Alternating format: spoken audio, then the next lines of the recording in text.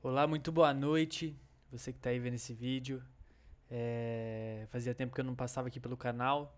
Decidi fazer um pouco mais de conteúdo. Tô com um pouco mais de tempo aí, a vida tá menos corrida. E decidi fazer um pouco aí de conteúdo, até mesmo sobre o Bitcoin. E passar um pouco mais de conteúdo também o que é Fibonacci. Tenho operado mini índice também na Bolsa Brasileira. E quero também trazer um pouco de conteúdo sobre isso. Fibonacci, fluxo, e é isso. Mas quero trazer aqui para você um pouco da minha visão de como está o Bitcoin. Meu primeiro vídeo do canal foi um aviso sobre o possível fundo do Bitcoin. Acertei, já tive aí algum lucro já desde então. Eu particularmente não invisto em Bitcoin, mas o Bitcoin ele é o líder de tendência, né? Se ele tá comprador, tudo vira comprador na parte da cripto também. Por isso que até mesmo as meme coins aí, elas evoluem nesse período de compra. Então, desde o fundo até a máxima histórica, eu realizei já alguns lucros já. Comprei o que eu tinha que comprar, comprei cadeira nova, várias coisas aí. Mudei de casa. E agora, esses últimos meses, voltei a acumular algumas altcoins, sempre acompanhando o Bitcoin. Então, quero passar para você aí um pouco da minha visão do que eu vejo. Será que chegamos a um fundo ali naquele pertinho ali no topo histórico? Será que agora a gente vai ter um pivô aí de alta? Será que a gente vai ter um rally de final de ano? Então eu quero passar um pouco da minha visão para vocês aí, vamos lá. Então puxando a tela aqui, estou no gráfico de Bitcoin USD, né? Então conforme eu expliquei no vídeo passado, se você não assistiu o vídeo passado, assista, porque lá eu também dou uma visão legal de como funciona o ciclo do Bitcoin, como funciona o ciclo dos ativos, né? E aqui eu vou demonstrar um pouco a minha visão sobre a Fibonacci que eu uso, os alvos de Fibonacci e o que o Bitcoin está respeitando agora. Então, como eu tinha falado, né? A gente faz o espelhamento da pernada de baixa. Então, todo o período que a gente teve de venda, a gente faz um espelhamento de Fibonacci para saber onde vai ser a correção, possível correção, né? E aonde vai ser os possíveis alvos. Então, pelo meu operacional, o que manda para mim são quebras de estruturas. O que são quebras de estruturas? Rompimentos de fundo e rompimentos de topo. No caso, o Bitcoin ele deu toda essa pernada de correção. Depois que ele voltou para o topo, ele rompeu o topo. Mesmo que ele não foi até os 100 mil, até 80 mil, mas ele teve o rompimento. Isso para mim significa uma quebra de estrutura. O mercado ele está virando para compra porque não existia mais compradores no topo do que vendedores, certo? Então se a gente pegar essa última pernada, vamos lá. Última pernada, aqui.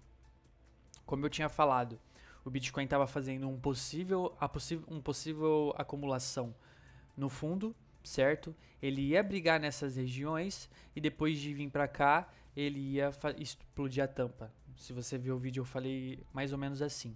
Então o Bitcoin ele rompeu aqui o topo, né? E não fez, ele não chegou nem vir bater aqui na retração de correção. Então, ao meu ver, houve sim a sua correção. Então vamos lá. O que eu vejo hoje para o Bitcoin? O Bitcoin, quando ele chegou aqui nesse topo, aqui eu não estou no gráfico semanal, eu vou pegar um gráfico diário aqui. Vamos pegar um gráfico de 4 horas aqui. O Bitcoin, quando ele chegou nesse topo aqui, nesse alvo, ele apresentou essa quebra de estrutura, mas não para alta. Ele apresentou essa quebra de estrutura para baixa. Deixa eu pegar o gráfico diário aqui, que eu acho que vai ficar mais fácil de visualizar. Deixa eu ver. Ó. Então, vamos lá. Deixa eu ver se eu estou no lugar certo. Estou no lugar certo. Não estou no lugar certo. Agora eu estou no lugar certo. Vamos lá. Então, qual que foi a quebra de estrutura do Bitcoin? Podemos considerar esse fundo aqui, mas como o mercado ele funciona em fractais, ele teve um fractal menor aqui. Então eu considero que o Bitcoin ele veio fazer essa pernada de baixa e os compradores levou até o topo, certo? Então como o Bitcoin ele veio, ele quebrou essa estrutura aqui, o que eu faço? Eu faço o espelhamento do movimento ao contrário. Olha aqui que interessante. O Bitcoin ele veio fazer pegar o primeiro alvo, veio fazer as correções aqui nas retrações, e olha como várias vezes ele veio testar essas retrações de Fibonacci, que é a 61.8, a 50% e a 38.2. Então olha como ele sempre, quando ele chega aqui perto, a gente tem um grande volume de venda, que o último toque foi esse aqui, que foi a maior correção do Bitcoin, tá vendo? Agora, o que eu vejo pro Bitcoin? Lógico que ainda essa região é uma região importantíssima para o Bitcoin conseguir fazer o seu rally, ele tem que passar dessa região, mas essa região ela já foi testada várias vezes, provavelmente no futuro mais próximo e a gente vai ter novamente o teste dessa região, certo? E se a gente for mapear por fractais, o Bitcoin ele veio pegar o seu alvo aqui no terceiro alvo, certo? O que o Bitcoin fez a partir disso? Deixa eu tirar isso aqui para não, deixa eu tirar essa FIBO aqui para não confundir.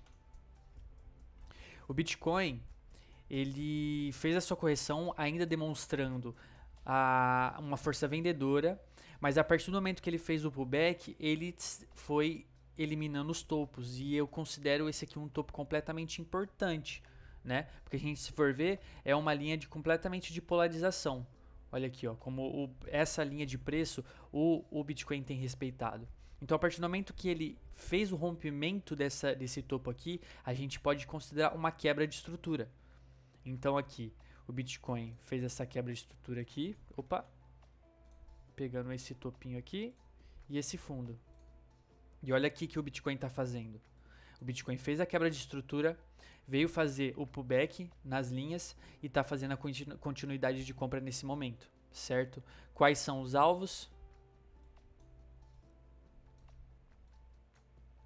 Até os 100 mil praticamente, fazendo a projeção nesse fractal aqui. Se a gente for pegar esse fractal maior aqui que ainda não foi rompido, a gente pode também identificar alguns alvos.